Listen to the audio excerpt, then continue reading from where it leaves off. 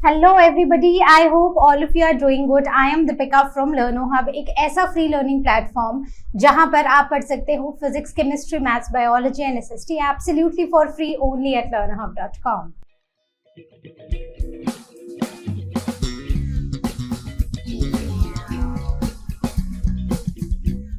तो आज हम शुरू करने जा रहे हैं आईसीएसई क्लास 8 का ज्योग्राफी का नेक्स्ट चैप्टर, और चैप्टर है इंडिया ज्योग्राफिकल फीचर्स।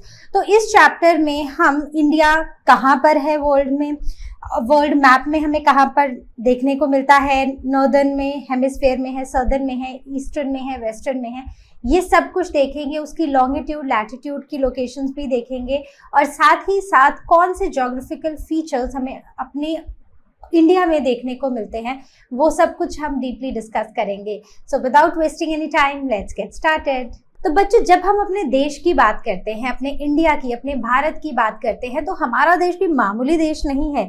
हमारा देश बहुत ही रिच है, हमारा देश बहुत ही रिच है कल्चरली, जहाँ पर अलग अलग कल्चर्स, लैंग्वेजेस, अलग अलग संस्कृतियाँ हमें देखने को मिलती हैं, और यही हमारे देश की एक खासियत है। वहीं पर अगर आप ज्योग्राफिकल फीचर्स में भी आ जाओ, तो हमारे कंट्री में आपको पहाड़, समुद्र, डेजर्ट सब कुछ देखने को मिलेगा। तो यही है हमारे कंट्री की खासियत। तो अब बात करते हैं कुछ इंपॉर्टेंट पॉइंट्स के साथ, शुरू करते हैं इस चैप्टर को। So India is an Asian country, मतलब वर्ल्ड मैप में अगर आप देखो तो वर्ल्ड मैप में हमारा जो देश है ना, वो एशिया कॉन्टिनेंट में आता है। ठीक है, now it is located north to the equator. तो अब अगर आप इस मैप को ध्यान से देखो तो हमने कॉन्टिनेंट्स ऑलरेडी पढ़े हैं, राइट। तो ये है नॉर्थ अमेरिका, यहाँ पर है साउथ अमेरिका, ये है अफ्रीका, यहाँ पर है यूरोप, ये पूरा, ये थोड़ा इसके नीचे कवर हो गया है, ये है एशिया, ये है हमारा देश इंडिया, और यहाँ पर नीचे आके ये है ऑस्ट्रेलिया, और नीचे एक ना बहुत ही स्कैटर्ड सा लैंड मास हमें थ्रू आउट देखने को मिलता है, जिसे हम एंटार्क्टिका बुलाते हैं। तो अगर आप अपने देश को देखो तो हमारा जो देश है वो है कौन से कॉन्टिनेंट में, एशिया कॉन्टिनेंट में। और अगर हम इसको हेमिस्फेयर के हिसाब से देखें तो हमारा देश आता है नॉर्दर्न हेमिस्फेयर में। ओके, दो चीजें क्लियर हो गई हैं। So it is known for its rich artistic heritage and diverse landscapes. जैसे हमने डिस्कस किया, हमारा कंट्री 7th लार्जेस्ट कंट्री है एरिया वाइज। तो अगर हम सारे कंट्रीज का एरिया देखें थ्रू आउट द वर्ल्ड, तो उसमें से 7th लार्जेस्ट एरिया है हमारी कंट्री का, and this is said to be the second most populous, but now at this point of time our country is the most populated country. So we are number 1 in terms of the population. So now we are the first populous nation, right? Following मतलब अब जो हमारे बाद आता है वो है China. Okay, now officially it is known as the Republic of India और भारत। अब बात करते हैं आगे। तो यहाँ पर अगर आप देखो तो जो इक्वेटर की लाइन है ना, तो इक्वेटर की लाइन ना ऑलमोस्ट यहाँ से कुछ पास होती है, ठीक है, राइट। तो इससे भी थोड़ा इंडिया में अगर देखें तो इससे भी थोड़ा नीचे आएगा। तो हमारा जो इक्वेटर है, इक्वेटर डिवाइड कर देता है हमारे अर्थ को 2 हेमिस्फेयर्स में। ऊपर वाला होता है नॉर्दर्न हेमिस्फेयर और नीचे वाला होता है सदर्न हेमिस्फेयर। तो हमारा देश आता है नॉर्दर्न हेमिस्फेयर में। अब हम बात करते हैं डाइवर्सिटी ऑफ इंडिया। तो इंडिया का जो इंडिया में जो वेराइटी है ना ज्योग्राफी की, वो काफ़ी सारी है। जैसे कि माउंटेन्स भी मिलेंगे, जैसे पहाड़ हैं। अगर आप हम इंडिया के नॉर्थ में और नॉर्थ ईस्ट में देखो तो खूब सारे पहाड़ हैं। प्लेन्स भी आपको देखने को मिलेंगे, तो पहाड़ों से अगर आप नीचे आओ तो प्लेन्स हैं, प्लेटूज भी हैं, और इवन जो हमारे देश का नीचे एक ट्रायंगल है, ये ट्रायंगल क्या है, ये पूरा कोस्ट लाइन है। तो यहाँ पर गुजरात है, राइट। तो यहाँ पर पूरी हमारी कोस्ट लाइन है। मैं आपको by end of the chapter एक बहुत ही सिंपल सा तरीका बताऊंगी, जिससे आप इंडिया का मैप ना जब भी आप पढ़ने बैठोगे तो फटाफट से आप उसको ड्रॉ कर लोगे, और आपको किसी भी मैप को या किसी भी मतलब प्रिंट आउट या बुक की जरूरत नहीं पड़ेगी बार बार इंडिया का मैप देखने के लिए। तो आप आराम से इंडिया का मैप ड्रॉ कर सकते हो। तो by end of the chapter वो हम करेंगे। नाउ द क्लाइमेट, क्लाइमेट क्या है, क्लाइमेट है ट्रॉपिकल या फिर एल्पाइन, राइट। देन आपने एल्प्स माउंटेन्स पढ़े थे, तो मुझे बताना कौन से कॉन्टिनेंट में पढ़े थे। तो जैसे एल्प्स माउंटेन थे, तो एल्प्स माउंटेन बेसिकली ये जो एल्पाइन क्लाइमेट होता है, एल्पाइन क्लाइमेट होता है वो क्लाइमेट जो माउंटेनियस क्लाइमेट होता है, ठीक है, उसे ही हम एल्पाइन क्लाइमेट बुलाते हैं। सो कल्चर और लैंग्वेज की बात करें तो officially we have 22 languages and there are more than 100 dialects. Now ethnicity, so there are multiple ethnic groups across the regions. तो अगर आप हमारी कंट्री के किसी भी हिस्से में जाओगे ना, तो आपको अलग अलग एथनिक रीजन्स मिलेंगे, उनकी अलग अलग तरह के वो कपड़े पहनते हैं, अलग अलग उनके कल्चर्स हैं, तो बहुत ज़्यादा हमें डाइवर्सिटी देखने को मिलेगी। Now India is the largest democracy in the world, तो हमारा देश सबसे बड़ी डेमोक्रेसी है पूरे विश्व में। So it is the major trade hub in South East Asia. तो साउथ ईस्ट एशिया जो है, तो साउथ ईस्ट एशिया में अगर हम देखें तो ये हमारा जो कंट्री है, देखो एशिया कहाँ पर है, तो एशिया को अगर मैं इसको ड्रॉ करूँ तो कुछ ऐसे आएगा, मतलब यहाँ पर ऐसे ड्रॉ कर लो, तो इस तरफ जो है ना ये सारा ही एशिया है, राइट। तो ये एशिया है, ये सारा एशिया है। तो एशिया में साउथ में आता है हमारा कंट्री, राइट, और ये एक मेजर ट्रेड हब भी है। बात करते हैं लोकेशन और एक्सटेंट की, तो इंडिया का जो हेमिस्फेरिकल लोकेशन है, जैसे हमने बात की, तो हेमिस्फेरिकल लोकेशन तो ये है नॉर्दर्न हेमिस्फेयर में और ये है सदर्न हेमिस्फेयर, करेक्ट। तो इंडिया कहाँ पर है, इंडिया है नॉर्दर्न हेमिस्फेयर में, इक्वेटर के ऊपर है। Now there lies the eastern hemisphere. तो अब अगर नॉर्दर्न और सदर्न हेमिस्फेयर हमें कैसे पता चलते हैं, जब एक लाइन, इमेजिनरी लाइन जिसे हम इक्वेटर बुलाते हैं, तो जब जहां से ये इक्वेटर की लाइन पास होती है, ये बिल्कुल अर्थ के सेंटर से पास होती हुई एक इमेजिनरी लाइन है जो अर्थ को दो हिस्सों में बांट रही है, ऊपर वाला नॉर्थ और नीचे वाला south. So northern hemisphere and the southern hemisphere. वहीं पर एक ऐसी लाइन है जो अब लॉन्गिट्यूड, जो लंबी एक लाइन है जो ऊपर से नीचे तक आ रही है अर्थ में, और ये अर्थ को पहले बॉल ऐसे टूट रही थी, राइट, अब बॉल जो है वो ऐसे टूट रही है। तो ये जो एक बीच में एक इमेजिनरी लाइन है जो ऊपर से नीचे तक अर्थ के आती है, उसे हम प्राइम मेरिडियन बोलते हैं। तो प्राइम मेरिडियन अर्थ को वेस्टर्न और ईस्टर्न हेमिस्फीयर्स में डिवाइड करता है। तो अगर हम बात करते हैं और इंडिया की, तो इंडिया इस हेमिस्फेयर में वेस्ट या ईस्ट में आता है। तो this is the prime meridian जो रफली ग्रीनविच इंग्लैंड से होके पास होता है, और उसके हिसाब से हम आते हैं ईस्टर्न हेमिस्फेयर में। बात समझ गए। अगर आपको बोले कि आप ये बताओ कि इंडिया की लोकेशन क्या है एज पर द इक्वेटर, तो आप बोलोगे कि इंडिया नॉर्दर्न हेमिस्फेयर में है। अगर वहीं पर आपसे प्राइम मेरिडियन के कॉन्टेक्स्ट में पूछ लिया जाए तो आपका जवाब होगा ईस्टर्न हेमिस्फेयर। आगे बढ़ते हैं। It is situated in southern Asia and it is the on the head of the Indian ocean. तो बेसिकली अगर आप यहाँ पर देखो तो नीचे क्या है, ये वाला सारा ही इंडियन ओशियन है, राइट। तो ये है हमारा इंडियन ओशियन, और इंडियन ओशियन के एकदम ऊपर, एकदम हेड पर क्या है sorry, India. Now the latitude and the longitude extend. तो अर्थ के ऊपर हमने पढ़ा है कि हमने कैसे अर्थ को डिवाइड किया है ग्रिड में। तो एक लेटी हुई लाइंस होती हैं जिन्हें हम लैटिट्यूड बुलाते हैं, और एक लंबी लंबी लाइंस होती हैं, लॉन्ग होती हैं, जिन्हें हम लॉन्गिट्यूड्स बुलाते हैं, करेक्ट। अब लैटिट्यूड और लॉन्गिट्यूड एक्सटेंट क्या है, तो ये क्या है, ये अगर आपको याद हो तो हमने डिस्कस किया है। These all are the imaginary lines, right. तो ये इमेजिनरी लाइंस हैं जिनकी हेल्प से हम अर्थ में किसी स्पेसिफिक लोकेशन को लोकेट करने में ये हमारी हेल्प करती हैं। इसीलिए हमने अर्थ को थोड़ा डिवाइड किया है in these through these latitudes and longitudes की लाइंस। तो अब अगर आप आओ लैटिट्यूड पर, तो लैटिट्यूड अर्थ का इंडिया का क्या है, तो वर्ल्ड मैप में अगर आप देखो तो इंडिया के नीचे से, मतलब अगर आप देखो तो इंडिया के ना नीचे से क्या जा रहा है, इक्वेटर, राइट। तो हमारा जो इंडिया है वो है नॉर्दर्न हेमिस्फीयर में। तो हम यहाँ से इसकी पोजीशन देखना शुरू करेंगे। तो this is 8 degree 4 minute towards the north, से लेकर जो हमारा सबसे ऊपर वाला पॉइंट है, तो मतलब अगर मैं बोलूं कि कन्याकुमारी, तो Kanyakumari is around at 8 degree 4 minute north, और वहीं पर अगर हम अपने इंडिया का क्राउन कश्मीर देखते हैं तो वो आता है 36 डिग्री 6 नॉर्थ पर। बात आपको क्लियर हो रही है? तो इसका जो लैटिट्यूड है, अब लैटिट्यूड में जब हम 8 डिग्री 4 नॉर्थ की बात कर रहे हैं तो वो ऊपर से नहीं, हम नीचे की बात कर रहे हैं, क्योंकि इक्वेटर इज 0 डिग्री।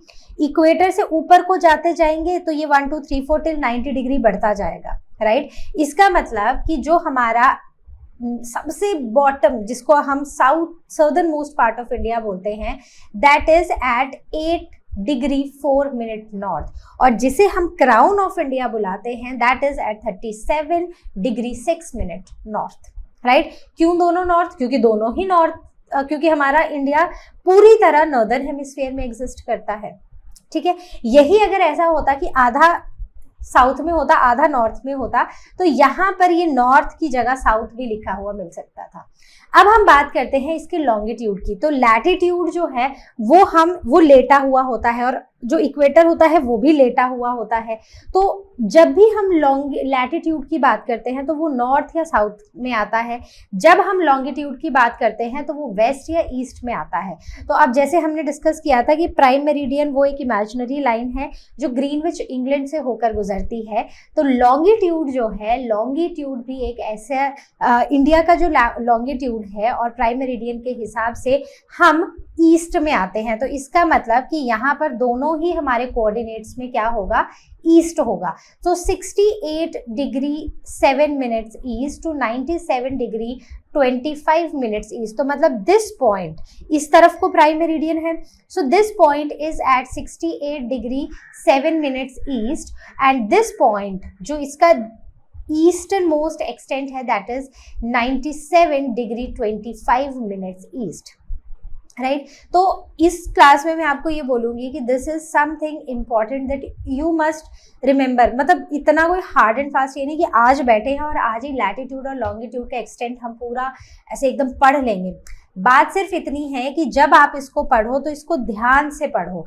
अब अगर आपको मैप में ये मैप दे दिया जाए और उसमें ये मार्क करने को बोला जाए कि आप इसकी लैटिट्यूड एक्सटेंट मार्क करो, हो सकता है कि आपने बहुत अच्छे से पढ़ लिया है, आपको पता है, ठीक है, कि कहाँ पर कि हमारी जो वैल्यूज हैं लैटिट्यूड की और लॉन्गिट्यूड की क्या है, लेकिन कहीं आपने 8.4 के ऊपर से ही तो शुरू करते हैं, तो 8.8 डिग्री 4 मिनट ऊपर लिख दिया और 37 डिग्री 6 मिनट नीचे लिख दिया, तो वो पूरा गलत हो जाएगा। तो जब भी आप लैटिट्यूड लॉन्गिट्यूड को पढ़ोगे तो मैप में उसको ज़रूर मार्क करो। एंड आई वुड एडवाइज कि पहली 5 बार जब आप इसको पढ़ो, इस चैप्टर को पढ़ो, तो हर एक माइन्यूट डिटेल को मैप में जरूर मार्क करो।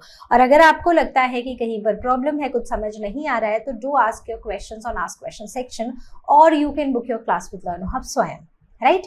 चलो अब बात करते हैं नॉर्थ और साउथ एक्सटेंट की। तो अगर हम नॉर्थ से साउथ को जाएं तो जो टोटल डिस्टेंस हमारे क्राउन से हमारे टिप तक आता है इंडिया के, दैट इज 3214 किलोमीटर्स। वहीं पर अगर हम वेस्ट से ईस्ट की तरफ जाते हैं तो ये डिस्टेंस है 2933 किलोमीटर। अगेन समथिंग इंपॉर्टेंट जो आपको थोड़ा सा याद रखना है। Now it covers 1/12 of the earth circum, जो अर्थ का सर्कमफ्रेंस है उसका 1/12 पार्ट हमारा देश कवर करता है। Now the Tropic of Cancer. अब हमने 2 लाइंस पढ़ी हैं, तो मैं यहाँ पर अर्थ बनाती हूँ रफ, ठीक है। इसको बीच से इमेजिनरी लाइन एक कट करती है जिसे हम बुलाते हैं इक्वेटर। इस इक्वेटर के ऊपर एक लाइन होती है, ठीक है। इक्वेटर को भी ऐसे सीधे ही बनाएंगे, तो ये एक ऊपर होती है, एक नीचे होती है। ऊपर वाली भी 23.5 डिग्री नॉर्थ पर होती है, राइट, ये नॉट दिस, और नीचे वाली भी 23.5 डिग्री पे होती है, लेकिन वो साउथ होती है। क्यों साउथ होती है? क्योंकि ये वाली लाइन नॉर्दर्न हेमिस्फीयर में एग्जिस्ट करती है और ये वाली जो इमेजिनरी लाइन है वो सदर्न हेमिस्फीयर में एग्जिस्ट करती है, इसलिए नॉर्थ और साउथ। बट दोनों की जो वैल्यू है वो सेम है। ऊपर वाली को हम बुलाते हैं ट्रॉपिक ऑफ कैंसर, राइट। वहीं पर नीचे वाली को हम बुलाते हैं ट्रॉपिक ऑफ कैप्रिकॉर्न। बात क्लियर हो गई। तो Tropic of Cancer and Tropic of Capricorn. तो इंडिया में कौन सी लाइन गुजरती है? तो देखो ट्रॉपिक ऑफ कैप्रिकॉर्न तो होगी नहीं क्योंकि वो तो सदर्न हेमिस्फीयर में, और हमें पता है कि इंडिया पूरा का पूरा नॉर्दर्न हेमिस्फीयर में आता है। तो हमें पता है कि हमारी कंट्री में ना एक ऐसा पार्ट है, मतलब अगर हम साउथ की तरफ चलते जाए नॉर्थ से तो गर्मी बढ़ती जाती है, तो वो आता है ट्रॉपिकल रीजन में, वहां पर काफी ज्यादा गर्मी देखी जाती है। तो इंडिया के बीचों बीच, ऑलमोस्ट बीचों बीच से एक इमेजिनरी लाइन गुजरती है which is at 23.5 degree north and it is called as the Tropic of Cancer. तो ये सारी बहुत ही माइन्यूट डिटेल्स हैं जो आपको पता होनी चाहिए। मैं एक बार फिर से ये सारी आपको यहाँ पर बताती हूँ। सो द टिप, ठीक है, सदर्न मोस्ट टिप सिंस अर्थ में इंडिया की जो लोकेशन है वो है नॉर्दर्न हेमिस्फीयर में और ईस्टर्न हेमिस्फीयर में। तो पहले नॉर्दर्न हेमिस्फीयर की बात करते हैं। तो नॉर्दर्न हेमिस्फीयर में हम देखते हैं कि India is from 8 degree 4 minute north till 37 degree 6 minute north. बात क्लियर हो गई। दूसरा आता है कि अगर हम इसको लॉन्गिट्यूड के हिसाब से देखें तो अर्थ है ईस्टर्न हेमिस्फीयर में, और ईस्टर्न हेमिस्फीयर में ये एक्सटेंड होता है 68 डिग्री 7 मिनट ईस्ट से 97 डिग्री 25 मिनट ईस्ट। तो एक चीज और हम यहाँ पर रिकॉल करते हैं कि जो लैटिट्यूड होता है ना, लैटिट्यूड की वजह से क्लाइमेटिक जोन्स बनते हैं। क्लियर। वहीं पर जब हम लॉन्गिट्यूड की बात करते हैं तो लॉन्गिट्यूड से हमारे बनते हैं टाइम जोन्स। तो लॉन्गिट्यूड का क्लाइमेट को डिस्क्राइब करने में या क्लाइमेट कैसा होगा ये चीज हमें लॉन्गिट्यूड नहीं बताता है, वो हमें बताता है लैटिट्यूड। और टाइम जोन्स क्या होंगे वो हमें बताता है लॉन्गिट्यूड। करेक्ट। दूसरी बात जो हमने यहाँ पर देखा था कि अगर आप नॉर्थ से साउथ में जाओगे इंडिया के, या साउथ से नॉर्थ में जाओगे, तो ये जो एक सीधा डिस्टेंस आता है दिस इज अराउंड 3214 किलोमीटर। वहीं पर अगर आप वेस्ट टू ईस्ट या ईस्ट टू वेस्ट जाओगे तो जो टोटल लेंथ है दैट इज 2933 किलोमीटर्स। राइट। तो दोनों चीजें क्लियर होनी चाहिए। अब कौन सी वो इमेजिनरी लाइन थी which is at 23.5 degree north, that is the Tropic of Cancer, जो इंडिया के ऑलमोस्ट बीचों बीच से होकर गुजरती है। बात क्लियर हुई। कहीं पर किसी को डाउट हो तो आस्क क्वेश्चन सेक्शन में पूछना या फिर लर्नो हब स्वयं के साथ क्लास को बुक कर लेना। अब हम आते हैं स्टेट्स जहां से ट्रॉपिक ऑफ कैंसर निकलता है। तो देखो बहुत ही सिंपल है, अगर आप यहाँ पर देखोगे तो ये है ट्रॉपिक ऑफ कैंसर की लाइन। तो ये कौन सी स्टेट है? This is Gujarat. गुजरात के बाद आगे आती है मध्य प्रदेश। मध्य प्रदेश से अगर आप आगे चले जाओ, ठीक है, इवन यहाँ पर ये देखो ये छोटा सा जगह यहाँ से भी गुजर रही है, और ये है राजस्थान। सो गुजरात, राजस्थान, MP, यहाँ पर आता है छत्तीसगढ़, ठीक है, CG लिखते हैं हम छत्तीसगढ़ को। फिर आगे आता है झारखंड, झारखंड के आगे आता है वेस्ट बंगाल, फिर आगे बांग्लादेश आ जाता है, देन त्रिपुरा और मिजोरम। ठीक है। तो total there are how many states? 7 states जिनसे होकर ट्रॉपिक ऑफ कैंसर की लाइन पास होती है। इमेजिनरी लाइंस है, मतलब स्पेस में जाके आपको ये लाइंस दिखाई नहीं देंगी, बट ये इमेजिनरी लाइंस हैं जिनके थ्रू हमने मतलब पूरे वर्ल्ड को डिवाइड कर रखा है, जो हमें क्लाइमेटिक जोन्स, टाइम जोन्स ये सब बताती है। आगे बात करते हैं India's area frontiers and frontiers, right. तो इंडिया का जो टोटल एरिया है it is 3.28 million square kilometre और वर्ल्ड की 7th लार्जेस्ट कंट्री है इन terms of area, and it covers almost 2% of the earth total land mass. तो अर्थ में 29% land mass है, और इस 29% लैंड मास में से 2% जो लैंड मास है that is covered by our country India. Land boundary is 15,200 kilometre. तो अगर आप इसकी ये पूरी लैंड वाली बाउंड्री देखोगे तो ये कितनी है? 15 अप्रोक्सीमेटली, मतलब 15,200 kilometre.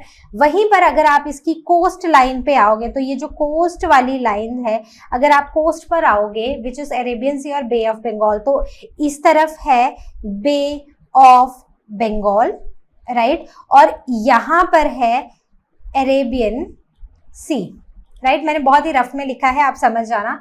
So this is 6,100 kilometre. Okay तो ये कुछ चीजें हैं ना जो आपको यहाँ पर याद रखना जरूरी है। Now coming on to the border highlights, तो बॉर्डर्स, अब अगर हम इंडिया के बॉर्डर की बात करें तो इंडिया बहुत सारी कंट्रीज के साथ बॉर्डर्स बनाता है, जैसे कि इस तरफ है, अगर आप चलो नॉर्थ की तरफ चलते हैं, ठीक है, so we will do it like this only, हम इसको नॉर्थ साउथ ईस्ट वेस्ट में चलते हैं। तो सबसे पहले डायरेक्शंस बना लेते हैं, so north south east and west. तो अगर आप नॉर्थ में जाओगे तो नॉर्थ में ना यहाँ पर अभी हम पढ़ेंगे हिमालयाज के बारे में भी, तो यहाँ पर ना हिमालयन रेंजेस हैं, ठीक है। तो ये जो हिमालयन रेंजेस हैं, एक तो हिमालयाज हैं और ये हमें चाइना से सेपरेट कर रहे हैं। फिर यहाँ पर नेपाल है, ये वाला जो देश है ये नेपाल है। यहाँ पर ये छोटा सा देश है जिसका नाम है भूटान। तो यहाँ पर नेपाल और भूटान जो हैं वो भी हैं, और इस तरफ ये इंडिया के नॉर्दर्न प्लेन्स के साथ है, राइट। अब हम बात करते हैं वेस्ट में, तो वेस्ट में जाएं तो पाकिस्तान आता है, और अगर आप ईस्ट में चले जाओ तो ईस्ट में आता है बांग्लादेश, करेक्ट। अब इसके भी आगे आ जाओ, मतलब यहाँ पर त्रिपुरा मिजोरम के आगे चले जाओ तो आपको एक और कंट्री देखने को मिलती है विच इज म्यांमार। तो टोटल 1 2 3 4 5 एंड 6, टोटल 6 कंट्रीज के साथ हमारा देश अपनी लैंड बाउंड्री को शेयर करता है, ठीक है। पता होना चाहिए किस तरफ कौन सी है। अब अगर हम ये देखें कि हमारी जो कंट्री है, हमने बोला it is the 7th largest country in terms of the area, तो सबसे बड़ी है रशिया, उससे छोटी है Canada, then United States, then China, Brazil, Australia, और उसके बाद आता है हमारे देश का नंबर, और ये स्क्वायर किलोमीटर में है। तो ये वैल्यू आपको थोड़ी सी याद रखनी पड़ेगी। मैं ये नहीं बोल रही कि सारा सबकी वैल्यू याद रखो, बट अपने कंट्री के बारे में थोड़ा सा पता होना चाहिए। Now coming on to the basic facts about India, तो अगर इंडिया की बात करें, what is the capital of India? So yes, it's New Delhi. Then continent की बात करें, so continent is Asia and it is also known as हमारा Hindustan and Bharat. तो भारत का जो फ्लैग है इट इज लाइक दिस, जहां पर ऊपर सैफरन, नीचे ग्रीन, बीच में व्हाइट, और यहाँ पर 24 स्पोक्स वाला चक्र है, करेक्ट। तो इंडिया गेट, और यहाँ पर एशिया में इंडिया को दिखाया गया है, राइट। चलो आगे बढ़ते हैं। Now coming on to the parameters and their details, तो ये एक्चुअली हमने हर एक चीज ऑलरेडी पढ़ी हुई है, ये मैंने इसलिए बनाया है ताकि जब आप इसको रिकॉल करो ना तो आपको ऐसा ना लगे कि अब इसमें क्या होना था, अब ये क्या होना था, वो क्या होना था, आपको एकदम से रिकॉल हो जाए। तो इस पूरे जो भी अभी तक हमने पढ़ा है उसका ये रिकॉल था, तो इस टेबल को भी अच्छी तरह आप एक बार देख लेना, पूरे चैप्टर, मतलब पूरी पहली वाली डिटेल्स को पढ़ के। Now coming on to the political overview of India, तो अगर हम political overview देखें, so we have 28 states and 7+1 union territories. 7 union territories plus 1 is our national capital, जो कि दिल्ली है, which is again a union territory. तो जो largest state है, largest state area wise now is Rajasthan, और सबसे जो छोटी है दैट इज गोवा। तो ये सारी हम जो भी हम डिटेल्स पढ़ेंगे, ज्योग्राफी पढ़ रहे हैं तो जो भी चीजें पढ़ेंगे, और ये एक ऐसा चैप्टर है जिससे मैप वर्क भी आ सकता है, तो हर एक चीज को ना हम मार्क करते हुए चलेंगे, ठीक है। तो यहाँ पर आगे मैप जरूर होगा। तो अगर आप यहाँ पर देखो तो सबसे बड़ी स्टेट हमारी एरिया वाइज कौन सी है, ये वाली है। कौन सी स्टेट है ये? This is Rajasthan. और सबसे प्यारी सी छोटी सी स्टेट यहाँ पर है which is Goa. Okay, now neighbouring countries, तो जैसे हमने पहले ही बात की, नॉर्थ वेस्ट में है पाकिस्तान है, और पाकिस्तान के आगे अफगानिस्तान है। नॉर्थ में जाओ तो चाइना है, नेपाल है, भूटान है। ईस्ट में जाओ तो बांग्लादेश और म्यांमार है, और वहीं पर अगर आप साउथ में आ जाओ तो साउथ में है श्रीलंका। तो पहले हमने सिर्फ उन कंट्रीज की बात की थी जिनके साथ हम एरिया जो लैंड बाउंड्री है वो शेयर कर रहे हैं।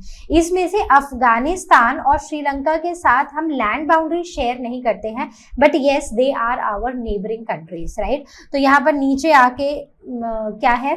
श्रीलंका है, राइट। यहाँ पर म्यांमार है, ये है बांग्लादेश, यहाँ पर भूटान है, यहाँ पर नेपाल है, यहाँ पर ऊपर आके चाइना है, यहाँ पर पाकिस्तान है, और पाकिस्तान के आगे यहाँ पर अफगानिस्तान है, राइट। तो हर एक चीज को जैसे मैंने अभी फटाफट से सब कुछ एक बार रिकॉल कर लिया आपके लिए, राइट। तो ऐसे ही आपको भी करना है, हर एक चीज को ना फटाफट रिकॉल करते जाओ। और मैंने आपको बताया ना कैसे बनाना है ये मैप, ये मैं आपको सिखाऊंगी।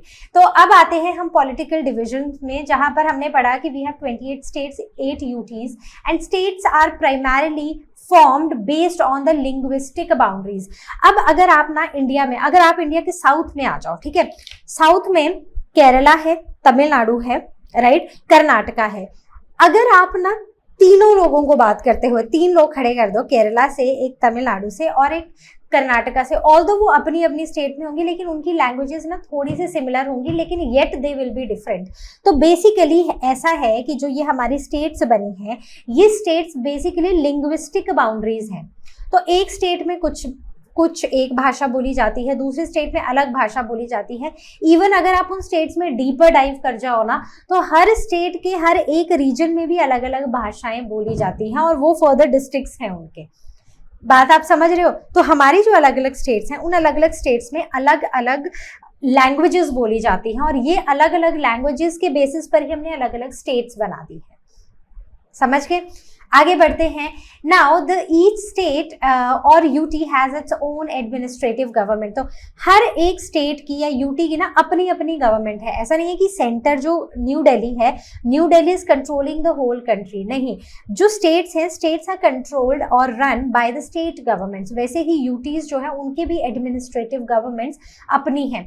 हर एक चीज को अगर सेंटर कंट्रोल करेगा तो वो इफेक्टिव कंट्रोलिंग नहीं होगी, हमें ग्राउंड लेवल पर जाके काम करना पड़ता है। करेक्ट पढ़ा है ना क्लास 6 में? तो ग्राउंड लेवल पर जाके, ग्राउंड लेवल पर ही लोगों को प्रॉब्लम्स का पता होता है। इसलिए जितने भी गवर्नमेंट्स हैं वो ग्राउंड लेवल से शुरू होती हैं, सेंटर जो है वो सबसे ऊपर आता है, राइट। अब बात करते हैं districts form the sub divisions of states and UTs. तो जैसे अगर आप कौन से स्टेट में रहते हो आप मुझे बताना, ठीक है। जैसे मैं बात करती हूँ हिमाचल प्रदेश की, तो हिमाचल प्रदेश में ना बहुत सारी, हिमाचल प्रदेश एक स्टेट है, हिमाचल प्रदेश में अलग अलग डिस्ट्रिक्ट्स आती हैं, जैसे ऊना है, हमीरपुर है, कांगड़ा है, फिर वैसे किन्नौर है, शिमला है, कुल्लू है। तो ये अलग अलग डिस्ट्रिक्ट्स आती हैं। और अगर जैसे हम लिंग्विस्टिक बाउंड्रीज की बात कर रहे थे, ऑल्दो एक स्टेट है लेकिन हर स्टेट में ना, हर डिस्ट्रिक्ट में ना हम एक दूसरे की बात समझ पाएंगे, ठीक है। मतलब जो हिमाचल में होंगे वो अगर ऊना वालों की बात देखें तो हमीरपुर वाले समझ पाएंगे, हमीरपुर वालों की बात देखें तो वहां पर कांगड़ा डिस्ट्रिक्ट या कुल्लू वाले समझ पाएंगे, लेकिन येट उनमें कुछ कुछ डिफरेंसेस होते हैं। तो ऐसे ही जितने भी स्टेट्स हैं, स्टेट्स को भी फर्दर डिवाइड किया गया है इनटू डिस्ट्रिक्ट्स, और हर डिस्ट्रिक्ट के भी कुछ हेड्स होते हैं जो उस डिस्ट्रिक्ट को कंट्रोल करते हैं, और इसी से हमारी कंट्री की जो गवर्नमेंट है वो इफेक्टिव होती है, गवर्नेंस इफेक्टिव होती है, और प्रॉब्लम्स ग्राउंड लेवल पर जाके, ग्रास रूट लेवल पर जाके सॉल्व होती है। Then Telangana is the newest state जो 2014 में बनी है, and it shares Hyderabad as the capital with Andhra Pradesh. तो पहले ऐसा ही था कि आंध्र प्रदेश की कैपिटल थी हैदराबाद, ठीक है। तो आंध्र प्रदेश को तोड़ दिया और तेलंगाना बन गया, राइट। लेकिन इनिशियली क्या था कि दोनों की स्टेट्स सेम ही थी, दोनों की कैपिटल सेम ही थी, वो थी हैदराबाद। लेकिन अब ये कैपिटल्स चेंज हो चुकी हैं, मैं आपको बताऊंगी, आगे बताऊंगी, ठीक है। Now the national capital of our country is New Delhi. बात करते हैं यूनियन टेरिटरीज की। तो यूनियन टेरिटरीज क्या हैं? यूनियन टेरिटरीज ना वो छोटे छोटे रीजन्स या regions that are too small or distinct to be considered as a full state. तो मतलब रीजन काफी छोटे छोटे हैं। जैसे चंडीगढ़ देखो, चंडीगढ़ एक यूटी है, तो बहुत ही छोटा सा रीजन है। दिल्ली भी ऑल्दो बहुत ऐसे फैला हुआ लगता है, ठीक है, लेकिन है बहुत छोटा सा रीजन। तो ये वो छोटे छोटे रीजन हैं जिनको हम एज सच मतलब एक स्टेट नहीं बुला सकते हैं, करेक्ट। तो इसलिए हमने इनको यूनियन टेरिटरीज बुलाया है। they are administrated directly by the central government and sometimes with partial state-like powers. There are total 8 union territories. तो डायरेक्टली यहाँ पर सेंट्रल गवर्नमेंट भी इंटरफेयर करती है और इनकी अपनी एडमिनिस्ट्रेशन भी होता है। तो ये है हमारी यूनियन टेरिटरीज। कौन कौन सी है? सबसे पहले है, सबसे ऊपर देखो, लद्दाख एक यूनियन टेरिटरी है, राइट। उससे नीचे आओ तो जम्मू एंड कश्मीर, फिर यहाँ पर चंडीगढ़, न्यू दिल्ली मतलब दिल्ली, दमन एंड दीव, दादर दादर एंड नगर हवेली, यहाँ पर लक्षद्वीप, यहाँ पर पौंडीचेरी और इस तरफ को है अंडमान एंड निकोबार आइलैंड्स। सो ये हैं हमारे कंट्री की यूनियन टेरिटरीज। अब बात करते हैं कि यूनियन टेरिटरीज में सबसे छोटी कौन है। तो अगर हम एरिया वाइज देखें तो सबसे छोटा है लक्षद्वीप। काफ़ी रिसेंटली काफ़ी ज़्यादा न्यूज़ में भी रहा है लक्षद्वीप, और यहाँ की सबसे कम पॉपुलेशन है। वहीं पर अंडमान एंड निकोबार आइलैंड्स की बात करें तो ये सबसे बड़ा है एरिया वाइज, और दिल्ली जो है it is one of the UTs जिसमें सबसे ज़्यादा पॉपुलेशन देखी गई है। आगे बात करते हैं, now talking about the states and there Capitals. तो जैसे मैंने बात की थी कि पहले क्या था कि तेलंगाना और आंध्र प्रदेश दोनों ही एक ही कैपिटल को शेयर करते थे, दैट वाज हैदराबाद। लेकिन बाद में आंध्र प्रदेश की कैपिटल चेंज हो गई अमरावती। ठीक है, तो ये पूरी एक लिस्ट है, मैं हर एक को यहाँ पढ़ के कुछ नहीं होगा, मैं बोलूंगी नहीं, आपको याद भी नहीं होगा। आपको क्या करना है, लिस्ट मैंने दी हुई है आपको यहाँ पर ये पूरी लिस्ट है, राइट, जिसमें सारी स्टेट्स है, करेक्ट। और ये यूनियन टेरिटरीज हैं जहां पर यूनियन टेरिटरीज की भी सारी की सारी कैपिटल्स हैं। जैसे ये थोड़ी है इसलिए मैं पढ़ देती हूँ। अंडमान निकोबार चंडीगढ़ की, चंडीगढ़ ही है। दमन, Dadar and Nagar Haveli, Daman and Diu की कैपिटल दमन है। जम्मू एंड कश्मीर की श्रीनगर, देन लद्दाख की है लेह, लक्षद्वीप कवरत्ती, एनसीटी मतलब ये दिल्ली की बात करें तो दिल्ली की है दिल्ली, पौंडीचेरी की है पौंडीचेरी, राइट। तो अब अगर आप इनको देखो तो सबसे बड़ी बात होती है कि इनको याद कैसे करें। तो सबसे पहले हम क्या करेंगे, सबसे पहले हम इंडिया को ब्रेक कर देंगे into parts, right, not literally, but उसको सिर्फ समझने के लिए नॉर्थ में कौन सी स्टेट्स यूटीज हैं, और फिर अगर हम साउथ की तरफ आ जाएंगे वहाँ क्या है, ईस्ट में क्या है, वेस्ट में क्या है, मिडल में क्या है। तो इसके लिए सबसे पहले हम चलेंगे ऊपर की तरफ जहाँ पर हम नॉर्थ की स्टेट्स को एक्सप्लोर करेंगे, right. So northern part of India को हम एक्सप्लोर करेंगे। तो सबसे ऊपर अगर आप जाओ तो सबसे ऊपर आता है लद्दाख, लद्दाख के इस तरफ आता है Jammu and Kashmir, right. So let me या तो देखो लद्दाख है, जम्मू एंड कश्मीर, हिमाचल, पंजाब, हरियाणा, उत्तरांचल और उत्तर प्रदेश। तो यहां तक मतलब लेट्स काउंट देम 1 2 3 4 5 6 7, और यहां पर ना दिल्ली भी आता है, ठीक है। तो ये 7 को हम काउंट करेंगे और इन 7 को काउंट करके हम बना देंगे अपना northern part of India, right. तो यहां पर आता है दिल्ली, करेक्ट। तो दिल्ली की कैपिटल दिल्ली है। जम्मू एंड कश्मीर की, तो जम्मू एंड कश्मीर में क्या है कि इनकी जो विंटर कैपिटल है, तो कश्मीर में बहुत बर्फ गिर जाती है तो विंटर कैपिटल इनकी जम्मू हो जाती है, और समर कैपिटल क्योंकि मौसम कश्मीर में अच्छा होता है तो कश्मीर में चले जाते हैं ये। लद्दाख की है लेह, हिमाचल की है शिमला, पंजाब की है, बताओ पंजाब की कैपिटल क्या है। पंजाब की कैपिटल है चंडीगढ़, और हरियाणा की कैपिटल भी है चंडीगढ़, और चंडीगढ़ खुद में एक यूटी है, उसकी कैपिटल भी है चंडीगढ़, राइट। अब उसके बाद यहाँ पर हम आते हैं नीचे की तरफ, तो नीचे है उत्तर प्रदेश और उत्तरांचल। तो उत्तर प्रदेश की जो कैपिटल है दैट इज लखनऊ। अब मेरे पास ना सिर्फ एक क्वेश्चन है, वो ये है कि आप मुझे बताओगे कि उत्तरांचल की कैपिटल क्या है, ठीक है, ये आप मुझे कमेंट्स में बताना, ओके। तो हमने इंडिया का जो नॉर्दर्न पार्ट है उसको एक्सप्लोर कर लिया। अब मैं इसको एक और इजी तरीका बताऊं तो इसमें सारे के सारे स्टेट, सारी की सारी चीजें तो नहीं आ रही हैं लेकिन स्टिल आ रही हैं, तो मैं यहाँ पर लिख देती हूँ just have patience, right, Hari, don't upset, right. तो इसमें देखो जस्ट मतलब हम जम्मू एंड कश्मीर की बात कर रहे हैं, have Himachal, patience is for Punjab, Hari Haryana, don't Delhi and upset you से उत्तरांचल भी हो सकता है, उत्तर प्रदेश भी हो सकता है। तो इसमें बेसिकली ना हम ये मान लेते हैं कि हमने लद्दाख और उत्तरांचल को हटा दिया है इसमें से, राइट। और इवन दिल्ली को भी हमने एक यूटी भी यहाँ से गायब कर दी है, लेकिन इन तीनों को छोड़ के बाकी सारी आपकी इसमें कवर हो जाएंगी। आगे बढ़ते हैं, अब हम आते हैं इंडिया के ना सेंटर में, ठीक है। तो सेंटर पार्ट ऑफ इंडिया को अगर आप देखो तो यहाँ पर हमारी दो मेन स्टेट्स आती हैं। एक है ये बड़ी सी जो मध्य में है इंडिया के, दैट इज मध्य प्रदेश, और दूसरी आती है ये वाली जिसका नाम है छत्तीसगढ़। तो इसको याद रखना, इसकी स्टेट्स को, इसकी कैपिटल्स को भी याद रखना बहुत ईजी है। तो कैसे याद रखेंगे, हम लिखेंगे मिडिल क्लास भोपाल और रायपुर। बात क्लियर हो गई? तो मतलब मध्य प्रदेश की कैपिटल है भोपाल और छत्तीसगढ़ की कैपिटल क्या है? रायपुर। तो M for Madhya Pradesh and C for Chhattisgarh.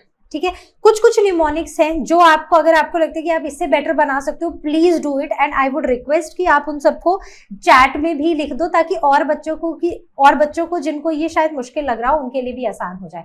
आगे बढ़ते हैं। Now talking about the western part of the India, right. तो अब हम वेस्ट की तरफ को आ गए हैं। तो हमने यहाँ पर हरियाणा यूपी तक सब कवर कर लिया, इवन हमने मध्य प्रदेश को भी कवर कर लिया है। अब हम आते हैं राजस्थान, गुजरात, इसके नीचे महाराष्ट्र और गोवा। ठीक है, 4 स्टेट्स ले ली, ऊपर से चले राजस्थान, फिर नीचे गुजरात, महाराष्ट्र और गोवा। तो यहां पर हमने इसका न्यूमोनिक बनाया है रिच गाइज मेक गोल्ड। तो देखो राजस्थान, गुजरात, M से महाराष्ट्र एंड G से गोवा, राइट। तो ऐसे ही अब इनके जो कैपिटल्स हैं वो आपको साथ साथ में आपको पढ़नी है, इसके साथ ही टेबल रख के आपको पढ़नी है। Now coming on to the eastern part of India. अब हम ईस्ट में जा रहे हैं, हम नॉर्थ ईस्ट में नहीं, सिर्फ ईस्ट में जा रहे हैं। तो ईस्ट में सबसे ऊपर है बिहार, बिहार के नीचे झारखंड, उड़ीसा, और इस तरफ को आ जाए तो वेस्ट बंगाल। तो basically eastern part of India को भी, क्योंकि MP, UP, छत्तीसगढ़ ये सब हम कवर कर चुके हैं, तेलंगाना को हम आगे कवर करेंगे। सो बिहार, झारखंड, उड़ीसा एंड वेस्ट बंगाल। कैसे याद रखेंगे? हम लिखेंगे big jolly owls walk, right. तो ये हो गया हमारा नेक्स्ट। इसके आगे बढ़ते हैं। Now we will be talking about the southern part of the India. तो ये है हमारा साउथ, जहां पर हम तेलंगाना, कर्नाटका, केरला, तमिलनाडु और आंध्र प्रदेश की बात करेंगे। तो बेसिकली यही है हमारे यहाँ के साउथ इंडियन स्टेट्स। और इसको हम ऐसे लिखेंगे, देखो, all tiger. So A for Andhra Pradesh, T for tiger, tiger and Telangana. ठीक है, तो टाइगर कौन है? तेलंगाना है। Keep their कब्स।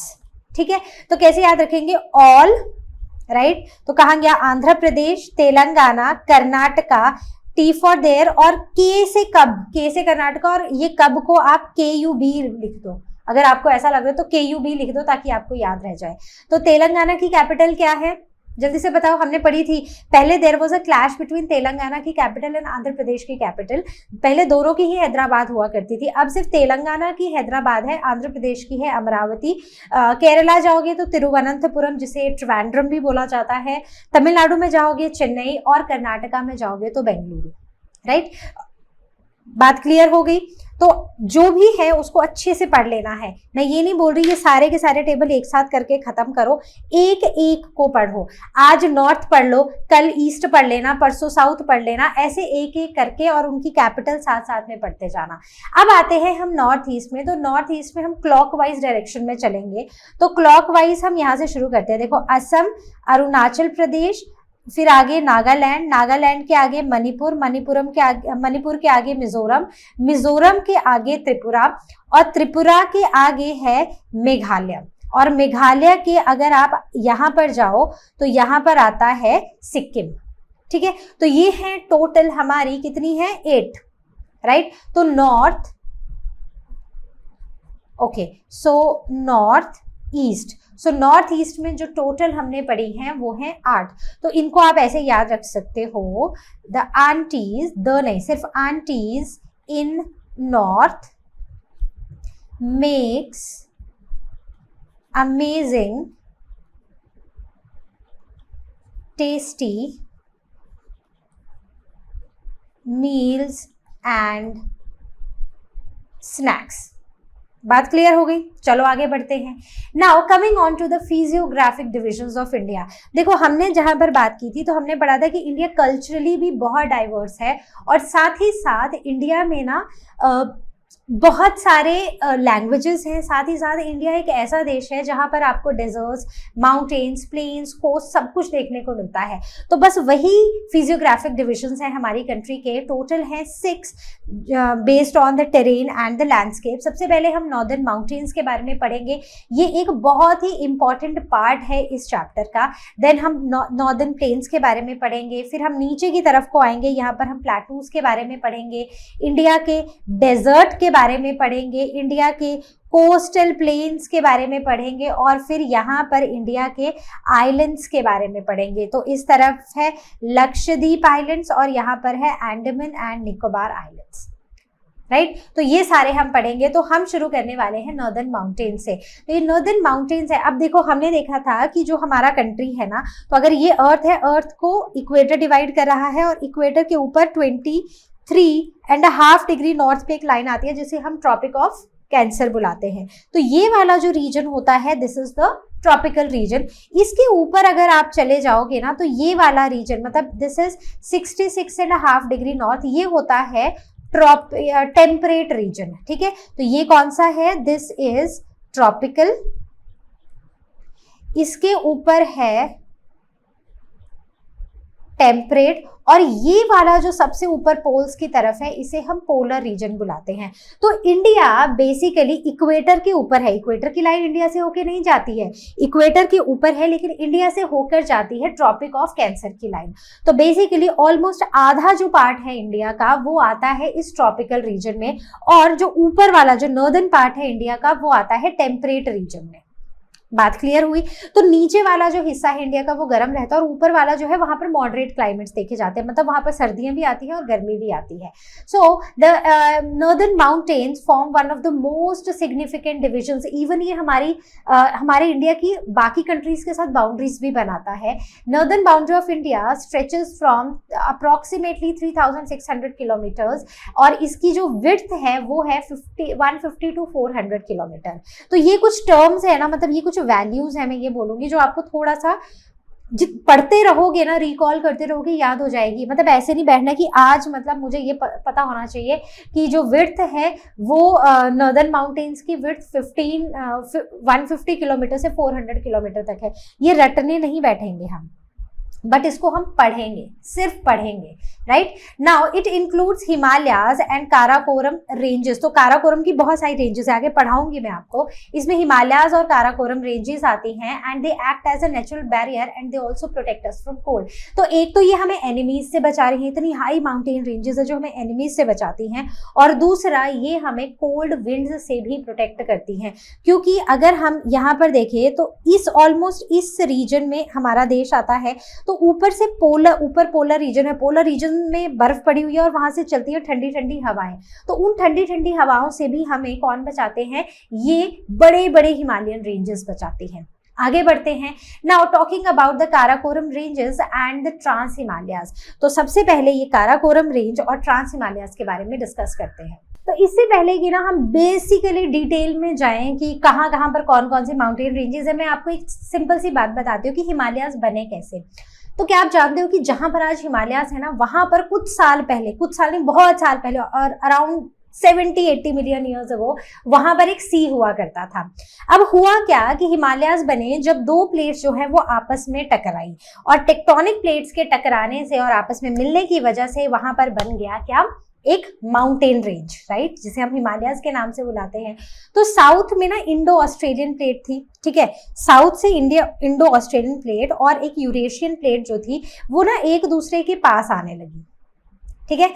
और जैसे जैसे ये पास आई, ये जो सी वाला एरिया था ये कम होता गया। पहले सी था और बीच में सी है, साइड से प्लेट्स आई और आपस में टकराई, और फिर ये ऊपर उठ के क्या बन गई, माउंटेन्स बन गई। एंड दिस हैपेंड आज से कुछ 70 million years ago. So this is how this mountain range is formed. और क्योंकि ये काफी रिसेंटली बनी हुई माउंटेन्स है, इसीलिए ये यंग माउंटेन्स कहलाती हैं। तो चलो शुरू करते हैं। तो सबसे पहले हम बात कर रहे हैं काराकोरम रेंजेस और ट्रांस हिमालया से। तो काराकोरम रेंजेस जो है ना, they stretch from Pamir knot in the north west to the Indus river. देखो पामीर नॉट कहाँ है, अगर हम इंडिया का क्राउन देखें तो इंडिया के क्राउन में यहाँ पर ऊपर, ठीक है, कुछ यहाँ पर एग्जिस्ट करता है पामीर नॉट। अब पामीर नॉट है क्या? पामीर नॉट बेसिकली एक ऐसा जंक्शन है, एक ऐसी नॉट है जहां पर ना बहुत सारी रेंजेस, जो बड़ी बड़ी माउंटेन रेंजेस हैं वो मिलती हैं।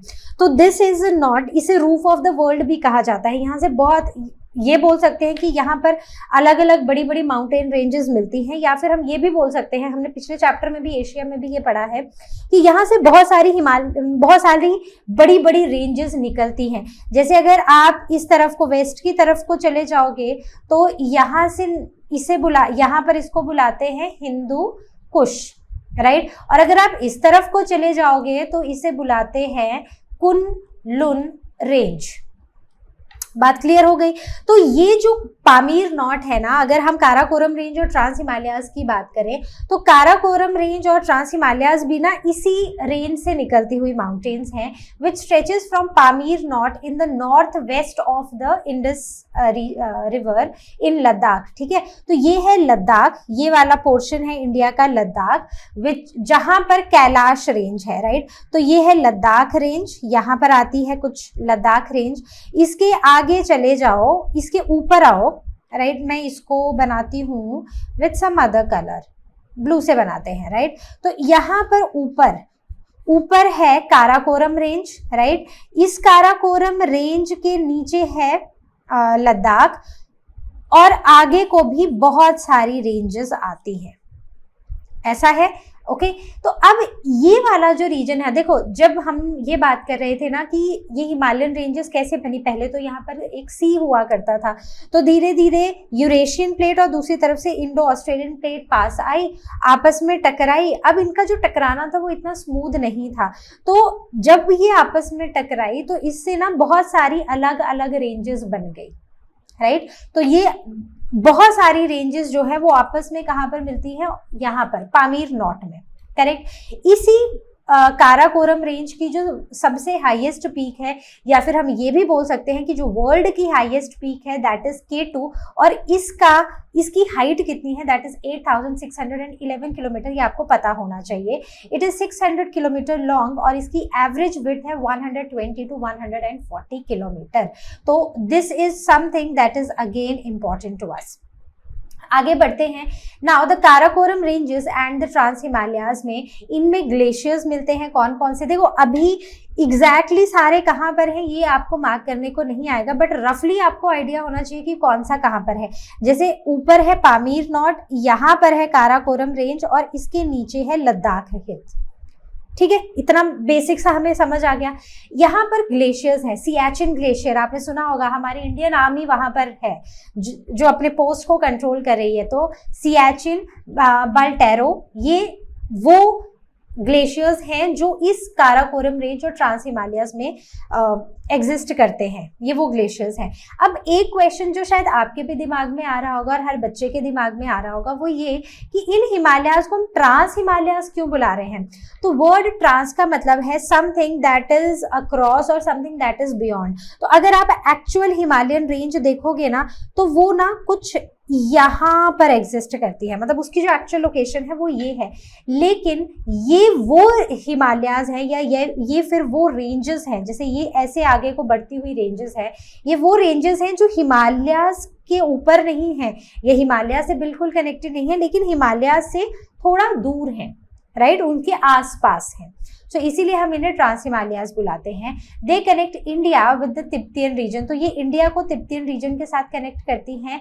Zanskar and Ladakh ranges south of the Karakoram ranges. तो अब अगर आप यहाँ पर आओगे तो काराकोरम रेंज है, और काराकोरम रेंज के साउथ में आप आगे की तरफ को बढ़ोगे तो यहाँ पर है जास्कर, और ये है लद्दाख और जास्कर रेंजेस, और ये है काराकोरम रेंज।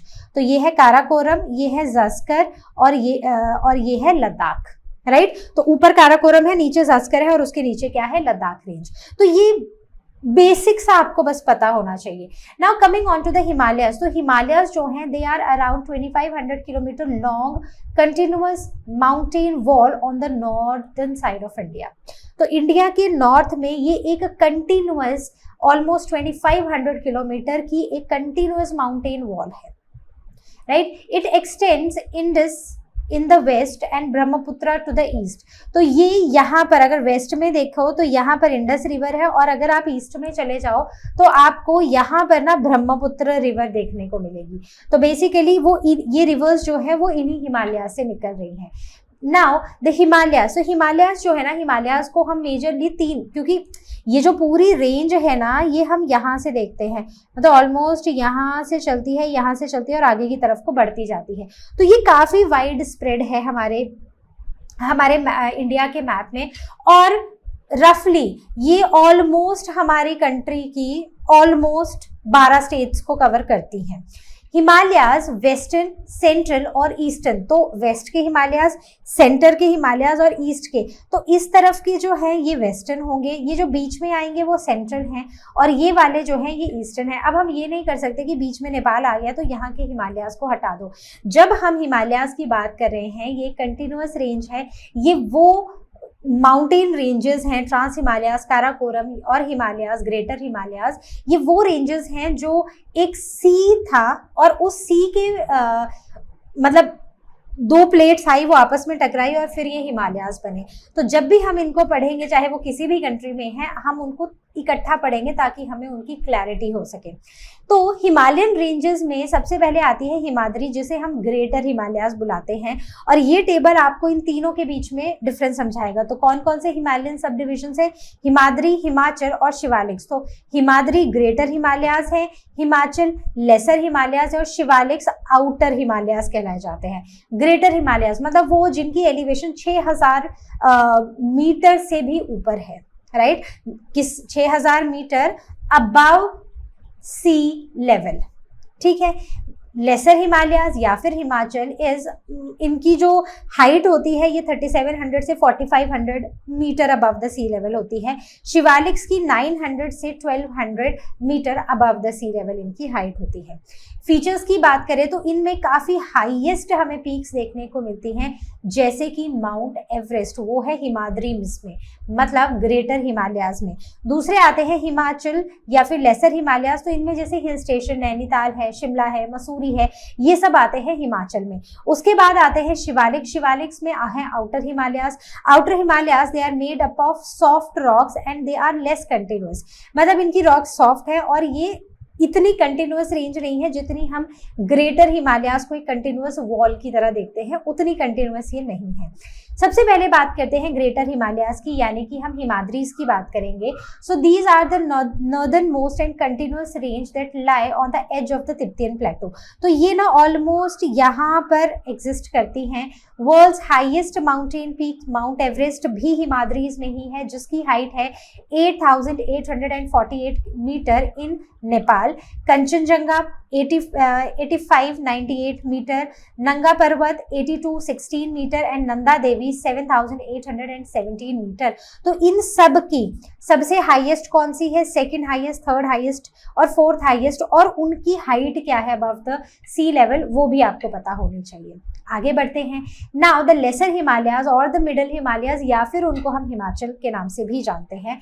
तो ये जो हमारी रेंजेस है ना, ये इस बड़ी सी वॉल, हिमालयन वॉल के साउथ में है, राइट? तो यहाँ पर फिर से बनाएंगे, ये यहाँ पर मतलब ये वाला जो रीजन है, यहाँ पर आपको ये ग्रेटर हिमालयाज देखने को मिलेंगे।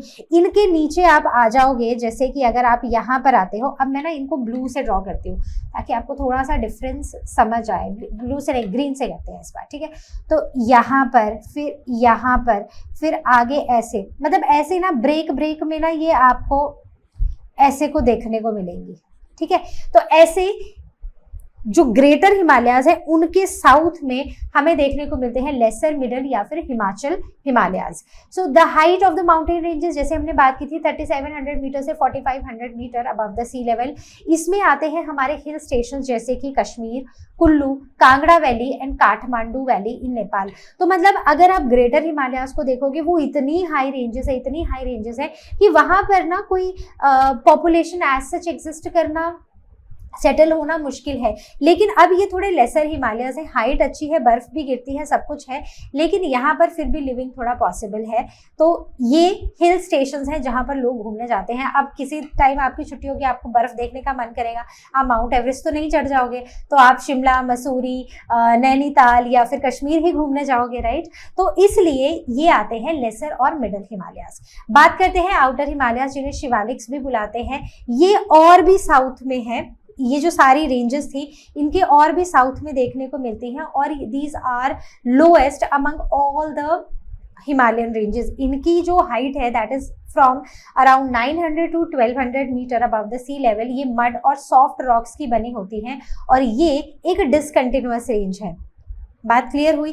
किसी को यहाँ तक कोई भी डाउट हो, please ask it on ask question section, और you can book your class with Learno Hub Swayam. आगे बात करते हैं हिमालयन पासेस की और वैलीज की। हिमालयन जो पासेस है ना, ये बड़े ही इंपॉर्टेंट है। तो बेसिकली पासेस क्या होते हैं, जैसे अगर एक ना बड़ी सी माउंटेन रेंज है, इस बड़ी सी माउंटेन रेंज में ना बीच में ना हमें कुछ गैप्स दिखाई देंगे। मतलब ये माउंटेन रेंजेस बहुत हाई होंगी, ऐसे बड़ी बड़ी माउंटेन रेंजेस होंगी, ठीक है, ऐसे बड़ी बड़ी। अब अगर मुझे इस माउंटेन से इस माउंटेन तक जाना है और रास्ता यही है कि मुझे इसको क्रॉस ही करना पड़ेगा, ठीक है, तो मैं हर बार तो ऐसे नहीं चढ़ सकती हूँ, राइट, कि इसको चढ़े फिर इसको चढ़े फिर आगे को बढ़ते गए। तो कुछ नेचुरल गैप्स क्रिएट हुए हैं इन माउंटेन रेंजेस के बीच में, जिन्हें हम पासेस बुलाते हैं। बात समझे? So these are the natural gaps which have naturally been created, और नेचुरल रूट्स बन चुके हैं वो। इवन पुराने टाइम में तो ये ट्रेड रूट्स भी हुआ करते थे, नेचुरल ट्रेड रूट्स भी हुआ करते थे, और इन्हीं गैप्स को बेसिकली इन्हीं गैप्स को हम बुलाते हैं पासेस। अब एक चीज ना आप इन सारे पासेस के नेम्स में बहुत ही कॉमन देखोगे, और वो है एक वर्ड विच इज ला।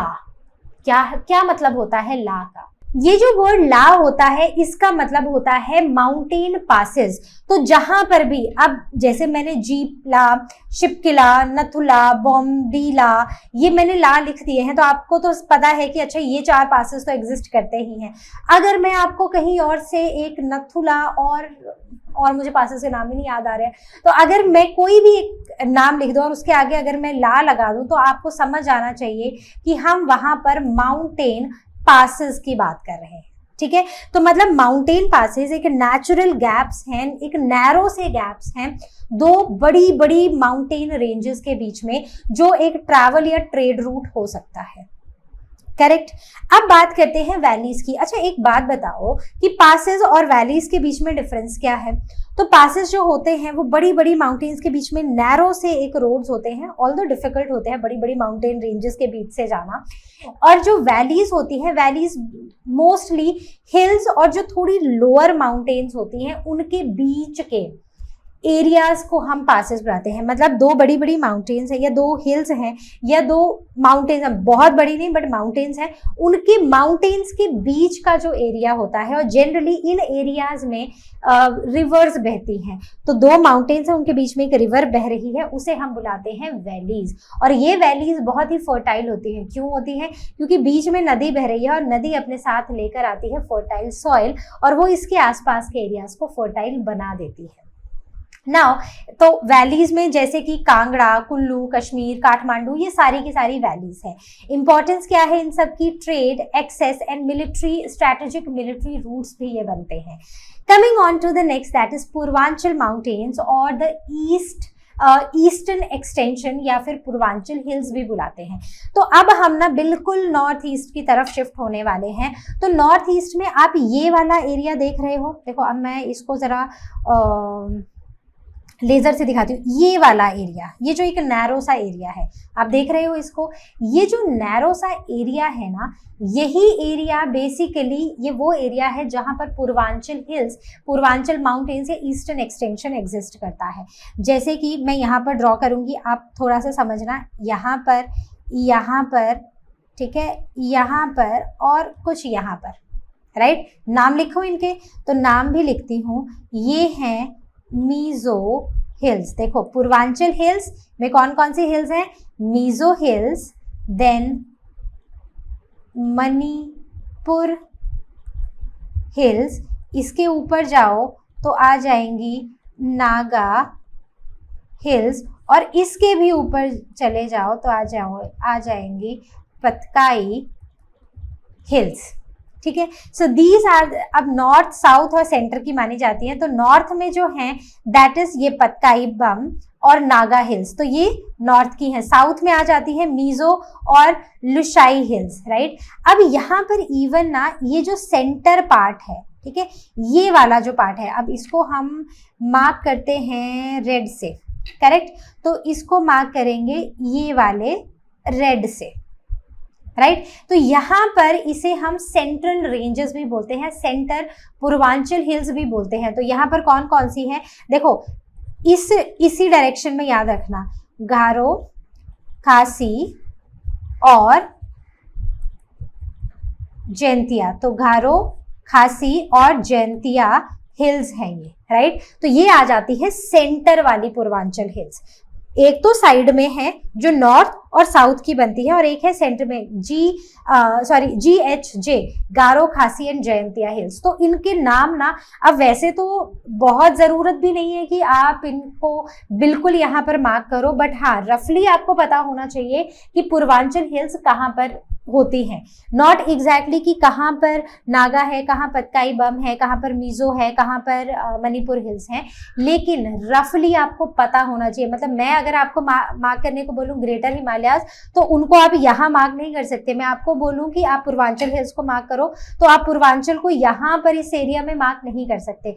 तो आपको आइडिया होना चाहिए कि जो चीज हम पढ़ रहे हैं वो हमारे मैप में कहाँ पर एग्जिस्ट करती है।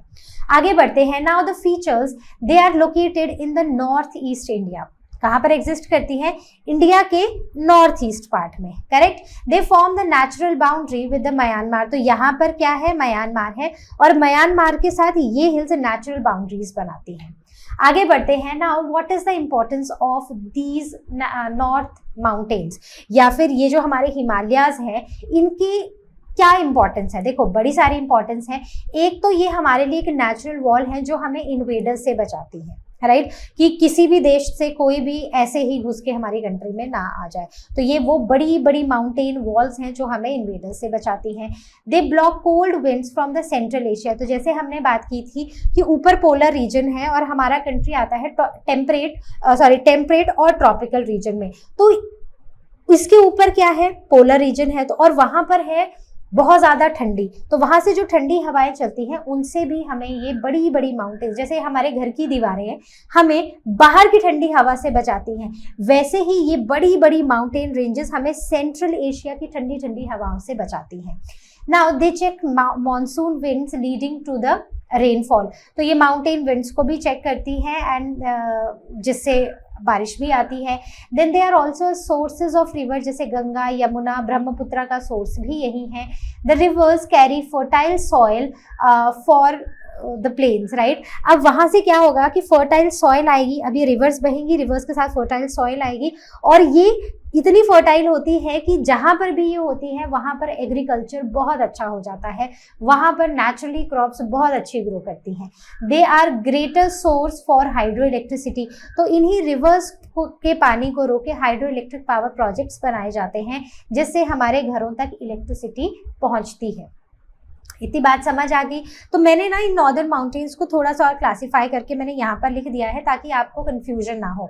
तो रिकॉल कैसे करेंगे? We have trans Himalayas, Himalayas and Purvanchal. तो ट्रांस हिमालयाज में मतलब जो हमारी हिमालयन रेंज है, हिमालयन रेंज के ऊपर कुछ रेंजेस हैं जिन्हें हम ट्रांस हिमालयाज बुलाते हैं, राइट। उसमें काराकोरम भी आती है। सो जास्कर, लद्दाख, कैलाश और काराकोरम ये आती हैं ट्रांस हिमालयाज में। फिर आती है ये बड़ी सी रेंज जो ऑलमोस्ट इंडिया में नॉर्थ से वेस्ट तक जाती है, नॉर्थ से ईस्ट तक जाती है पूरा, और उसमें आते हैं ग्रेटर हिमालयाज, लेसर हिमालयाज और शिवालिक्स, राइट, जो बहुत ऊंची ऊंची हैं, 6000 मीटर से ऊंची हैं। दे आर ग्रेटर, जो 3700 से 4500 मीटर वाले हाइट रेंज की हैं वो आती हैं लेसर हिमालयाज, और जो 900 से 1200 मीटर तक रेंज की हैं वो आती हैं हमारी शिवालिक्स। क्लियर। बात करते हैं पूर्वांचल की, तो पूर्वांचल जो हमारे इंडिया का जो नॉर्थ ईस्ट वाला यहाँ पर पोर्शन है, यहाँ म्यांमार है, और ये वाला जो पोर्शन है यहाँ पर एक रेंज आती है, मतलब ऐसे टूटी टूटी सी कुछ रेंजेस हमें देखने को मिलती है, जिसमें सबसे ऊपर पतकाई बम, फिर नागा हिल्स, नीचे मणिपुर हिल्स, और यहाँ पर आती है मिजो हिल्स। और वहीं पर जो एक पोर्शन है नीचे बांग्लादेश है, ऊपर को भूटान है, और एक ये वाला पोर्शन आता है सेंट्रल सा पोर्शन, यहाँ पर गारो, खासी और जयंतिया हिल्स एग्जिस्ट करती है। बात क्लियर हुई? किसी को अभी तक किसी भी तरह से कोई डाउट है, please ask it on ask question section, और you can book your class with Learner Hub Swayam. अब बात करते हैं द नॉर्दर्न प्लेन्स की। तो नॉर्दर्न प्लेन्स में they are formed by 3 major river systems. कौन कौन से हैं? Indus valley river system, Ganga और ब्रह्मपुत्रा। तो नॉर्थ की जो प्लेन्स है, हमारी कंट्री के नॉर्थ साइड पे जो प्लेन्स है, वहां पर 3 मेजर रिवर सिस्टम्स हैं। First is Indus, second is Ganga and third one is Brahmaputra. They are divided into 3 sections, जिसे हम पंजाब प्लेन्स, गंगा प्लेन्स और ब्रह्मपुत्रा प्लेन्स बुलाते हैं। और यहाँ पर है एलुवियल सॉइल, जो कि बहुत ही फर्टाइल सॉइल है। और ये रीजन्स, क्योंकि यहाँ पर फर्टाइल सॉइल है, पानी भी अच्छा है, रिवर सिस्टम भी अच्छा है, तो यहाँ पर ना बहुत सारी पॉपुलेशन देखी जाती है। तो ये डेंसली पॉपुलेटेड रीजन्स हैं। पंजाब प्लेन्स, गंगा प्लेन्स और Brahmaputra plains densely populated regions देखे गए हैं। The plains extend about 2400 kilometre long and 240 to 320 kilometre wide, and they are known for their flat terrains and levelness. तो ये क्योंकि प्लेन्स हैं, ये ऑलमोस्ट फ्लैट टेरेन्स हैं और लेवल्ड ग्राउंड्स हमें देखने को मिलते हैं। अगर हम इंडस वैली रिवर सिस्टम को देखें तो वो मेजरली ना पाकिस्तान में आती है, लेकिन उसका कुछ पोर्शन हमारी कंट्री में पंजाब और हरियाणा में भी है। तो पंजाब प्लेन से शुरू करते हैं। सो पंजाब इज पंच मतलब 5, right? So it is a land of 5 rivers, and it is the westernmost part of the northern plains. They are formed by the Indus River and their tributaries. तो ये इंडस रिवर और उसकी tributaries से बनता है। तो Indus river और उसकी ट्रिब्यूटरीज कौन सी है? तो इंडस रिवर सिस्टम है पूरा। तो अगर आप यहाँ पर देखोगे तो ये है इंडस रिवर। इंडस रिवर की ट्रिब्यूटरीज हैं झेलम, चेनाब, रावी, ब्यास और सतलुज। तो ये सारी ही रिवर्स आपको ना यहाँ पर देखने को मिलती है, मतलब इंडिया के नॉर्दर्न पार्ट में। एंड हैज मेनी द्वाब्स मतलब the land between the 2 reverse. तो मतलब एक नदी बह रही है, दूसरी नदी बह रही है, और इसके बीच में कुछ लैंड है, तो इसे हम द्वाब बुलाते हैं। मेजरली पाकिस्तान में है पार्ट, लेकिन बाकी जो बचा हुआ है वो इंडिया में है, दैट इज पंजाब और हरियाणा में। अब हम बात करते हैं यहाँ पर, तो ये देखो, ध्यान से देखो, तो ये है हमारा पूरा रिवर सिस्टम, राइट? ये हमारा एक पूरा रिवर सिस्टम है। अब हम आगे चलते हैं, जहां पर हम बात करेंगे गंगा प्लेन्स की, जो कि इंडिया का एग्रीकल्चर हार्टलैंड है।